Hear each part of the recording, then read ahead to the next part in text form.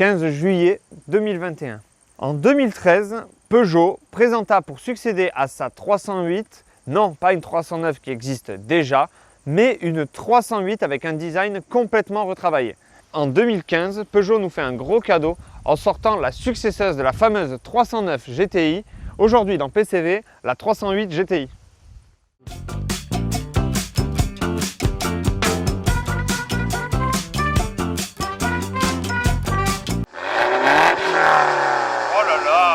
Donc, qu'est-ce qu'on a à dire sur cette bagnole?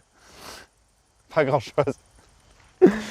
Pas grand-chose parce qu'elle est neuve, elle est 2018, donc forcément il n'y a pas énormément de trucs à dire.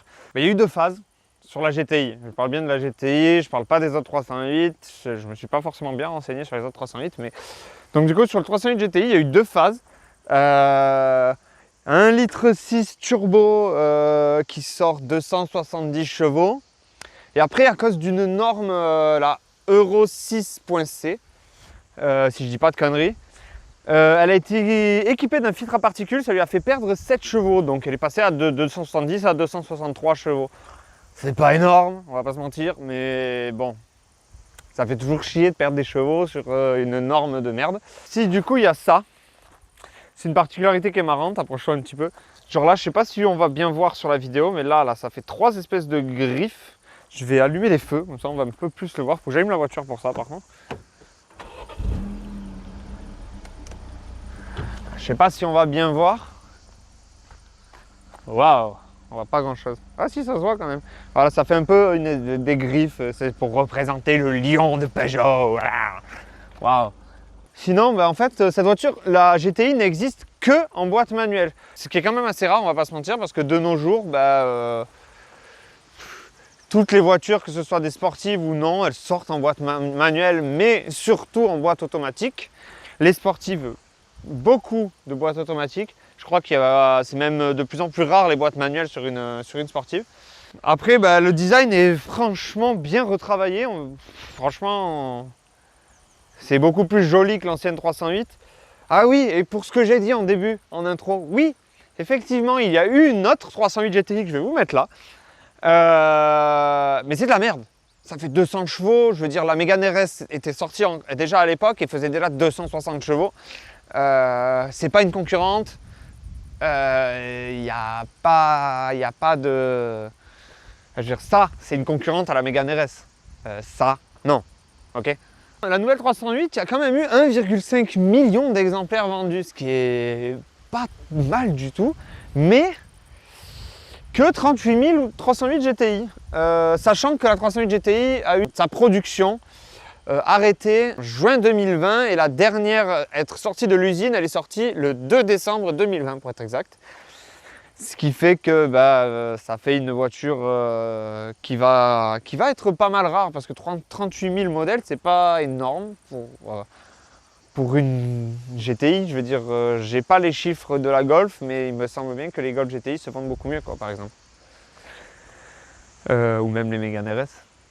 Parce qu'on en voit beaucoup des Mégane RS, alors que les 308 GTI, on n'en voit pas beaucoup. Et sinon, du coup, c'est les premières 308 avec équipées du e-cockpit. Je vous mettrai des images. Mais en gros, le volant a été rétréci et le cockpit est beaucoup plus moderne avec un écran tactile, avec une vision haute. Donc les compteurs en fait sont au-dessus du volant. Donc c'est agréable, mais j'aime bien moi à l'ancienne avoir un volant un peu plus gros et avoir mes compteurs à travers mon volant. Ça, j'ai toujours préféré ça. Du coup, on va aller faire un petit tour. Allez, c'est parti. Démarrage, c'est vrai, c'est... Alors, embrayage, appuyé. Alors, on se calme, j'ai jamais conduit de voiture moderne. Moi, c'est la voiture la plus moderne que je conduis jusqu'à maintenant. Elle est de 2018, donc ça reste très très très moderne. Voilà. Donc le petit volant.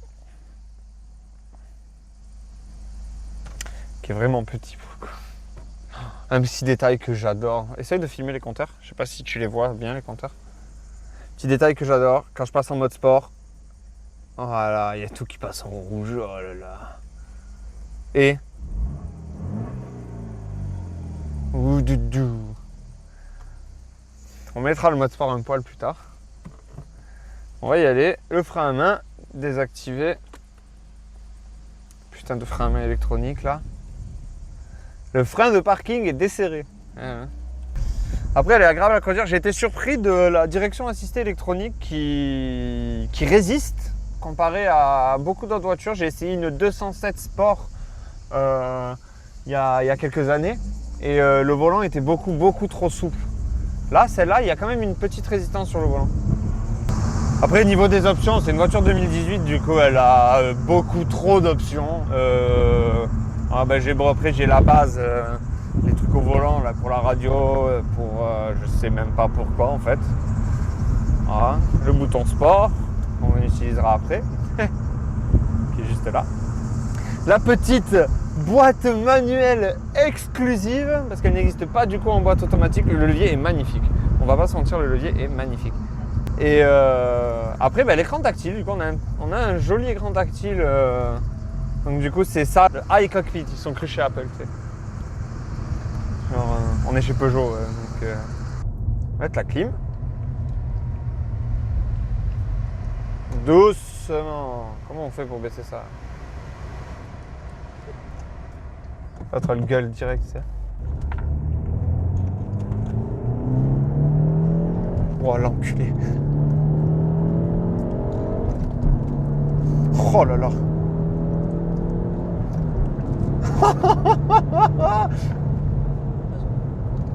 Ça marche, c'est fou.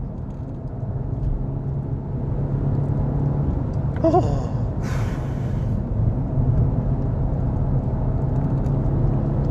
Et il y a 6 vitesses, c'est vrai.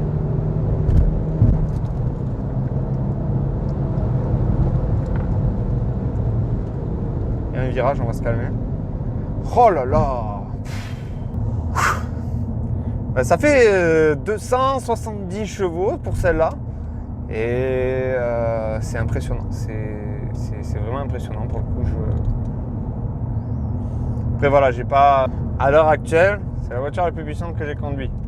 On verra ça plus tard. Pour moi, ça sera dans 2 jours. Pour vous, ça risque d'être dans 2 mois.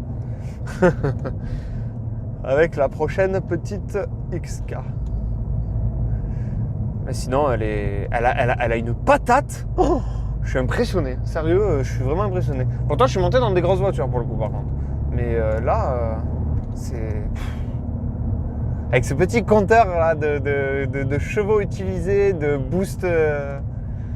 Comment ça s'appelle? Je sais pas si vous voyez juste là. Mais quand j'accélère, en gros. Mais en fait, à partir de 3000 tours minute, je crois qu'il y a le turbo qui s'active, du coup. Du coup, on part. Le petit tour gratuit. On y a droit à chaque fois pour l'instant. Et les 2 autres vidéos, elles vont se passer les prochaines vidéos devraient se passer autre part. Donc, on n'aura plus le droit à ce petit tour gratuit. Ça, c'est impressionnant. C'est vraiment impressionnant. Je sais pas comment tu peux faire pour conduire ça tous les jours, quoi.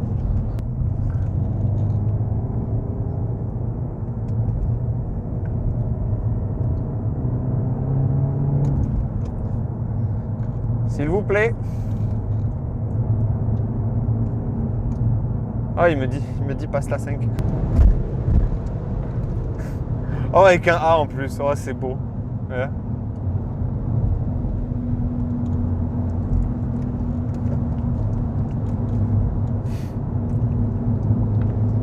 J'ai la même en mieux. Ah non, merde, c'était pas la 6ème. J'ai pas l'habitude, moi j'ai des boîtes 5 à la maison, donc on va se calmer. On va désactiver le mode sport parce qu'on est tranquille là. Oh là là.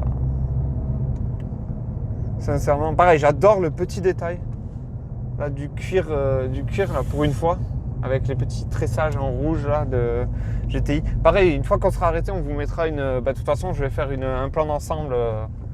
Je vais faire un plan d'ensemble de l'intérieur et de l'extérieur de la voiture.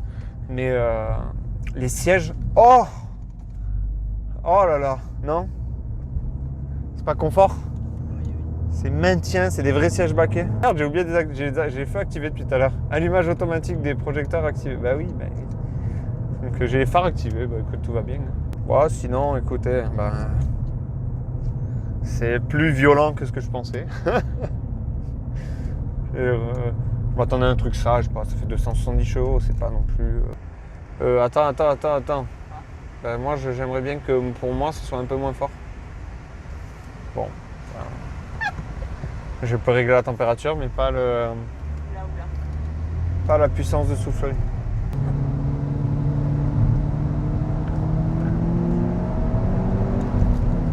Le rupteur. Oh. Doucement.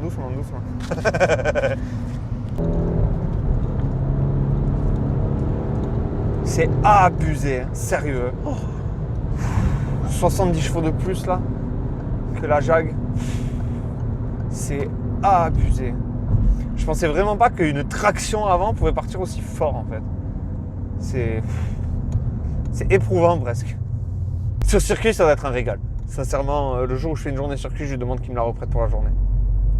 Alors, pour en venir aux apparitions du véhicule dans la pop culture, ça va aller vite parce que, en fait, la voiture est apparue que 2 fois. Elle est apparue dans le film 3 Bobules, donc série de 3 films que je vous mettrai à l'écran. Donc, elle est apparue dans le film 3 Bobules, le 3e de la trilogie. C'est une comédie tchèque qui parle d'un domaine viticole dans la région de Moravie du Sud, en République tchèque. Alors, impossible de trouver le film, du coup j'ai trouvé la bande-annonce du film, qui est bien sûr en tchèque, mais du coup on voit très clairement la 308 apparaître dans ce film. Et ce sera le seul média vidéo dans lequel la voiture apparaît. Alors, la voiture est assez récente, c'est sûrement pour ça qu'on n'a pas beaucoup de médias dans lesquels elle apparaît.